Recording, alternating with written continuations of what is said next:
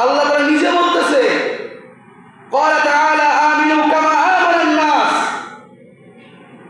তোমরা ঈমান ও সাহাবীদের মতো বর্তমান মুসলমানদের মতো আনিও না। তুমি মুসলমান হলে তুমি ইহুদি নাসারাদেরকে সাপোর্ট করবা, তুমি মুসলমানের কাতারে তুমি পড়ো না।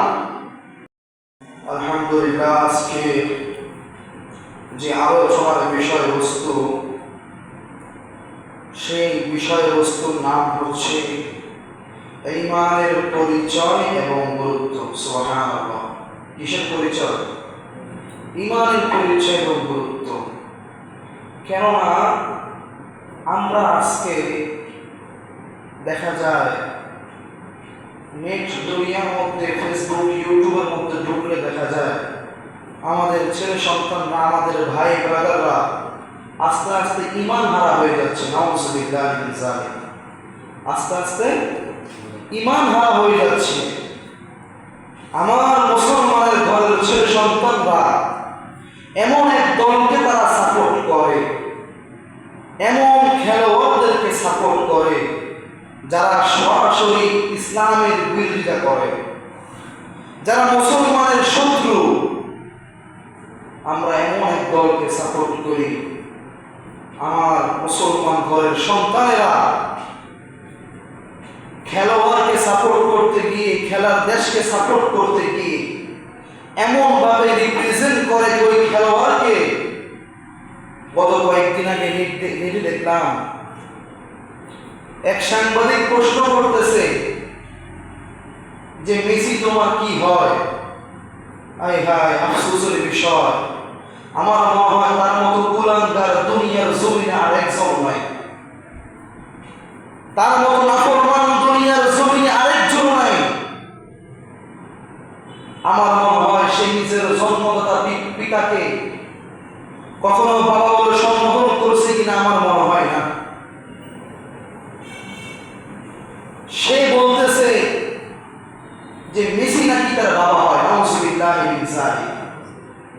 মেসি নাকি তার বাবা হয়। একটা জিনিস চিন্তা করে দেখেন, আমরা খেলার প্রতি এত উন্মাদ, এত পাগল যে খেলোয়াড়দেরকে, ইহুদি নাসারাদেরকে মুসলমানের ঘরের সন্তানরা তাদের পিতা বানায় দেয়। নাউযুবিল্লাহি মিন যালিক। এমন খেলোয়াড় ভক্ত, পাগল ভক্ত আছে। নাউযুবিল্লাহি মিন যালিকাল মিহরাব। তারা মেসির শানকে উপরে উঠাতে গিয়ে, নাউযুবিল্লাহ, তারা হযরত মূসা আলাইহিস সালাতু ওয়াস সালামের সাথে তুলনা করে দিয়েছে। নাউযুবিল্লাহি মিন যালিক।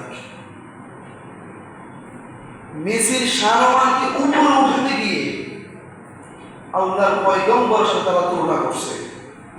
হায় হায়, আমরা কখন ইমানদার হব? কবে আমাদের দিলের মধ্যে, আমাদের ব্রেনের মধ্যে আকল আসবে?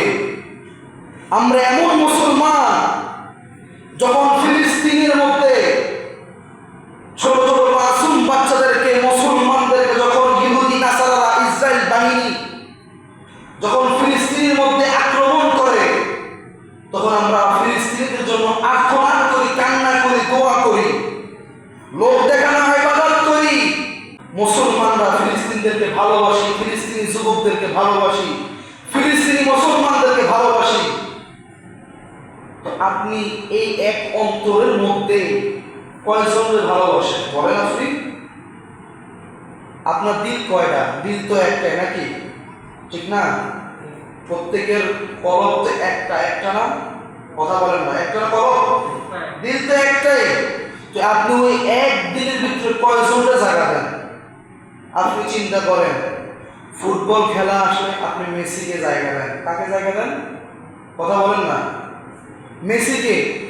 ফুটবল খেলা আসলে আপনি নেইমারকে জায়গা দেন। ফুটবল খেলা আসলে আপনি এমবাপ্পেকে জায়গা দেন। ফুটবল খেলা আসলে আপনি রোনালদোকে জায়গা দেন। আরো অনেক খেলোয়াড় আছে, আমি সবার নাম জানি না, খেলাও দেখি না, খেলোয়াড়দের নামও জানি না। তো আপনি যখন খেলা আসে, আপনার ওই অন্তরের মধ্যে ইহুদি নাসারাদেরকে জায়গা দেন, ভালোবাসেন তাদেরকে। কি করেন? ভালোবাসেন না? আবার যখন ইহুদি নাসারারা মুসলমানদের উপর আক্রমণ করে, ফিলিস্তিনিদের উপর আক্রমণ করে, তখন আপনি মুসলমানদের জন্য আবার ভালোবাসা আপনার উতরাইয়া পড়ে। ভালোবাসা কি করে? উতরাইয়া পড়ে, যে আবেগের ঠেলায় অনেক কিছু করে ফেলি, ফিলিস্তিনের জন্য কান্না করতে করতে চোখের পানি ফেলায় দিই।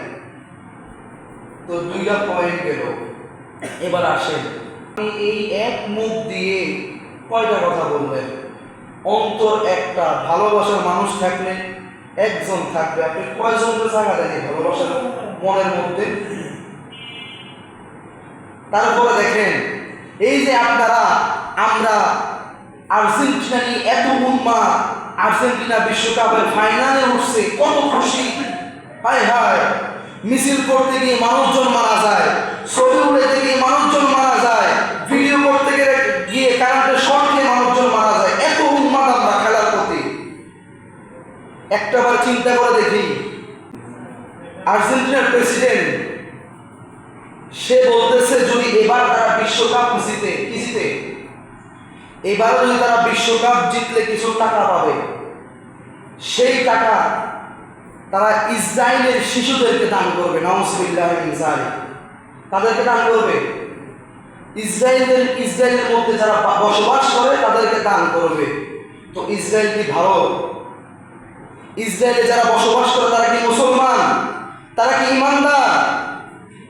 যদি তারা ইমানদার হয়, তারা কিভাবে আবার মুসলমান হয়ে মুসলমানকে আক্রমণ করে? সম্মানিত হাজিরিন, আল্লাহ সুবহানাহু ওয়া তাআলা পবিত্র কালামে পাকের মধ্যে ইরশাদ করেন, ক্বালা তাআলা আমিনু কামা আমানান নাস। আমার আল্লাহ তাআলা আদেশ করেন, পবিত্র কোরআনুল কারীমের মধ্যে ইরশাদ করেন, তোমরা ঈমান আনবে তাদের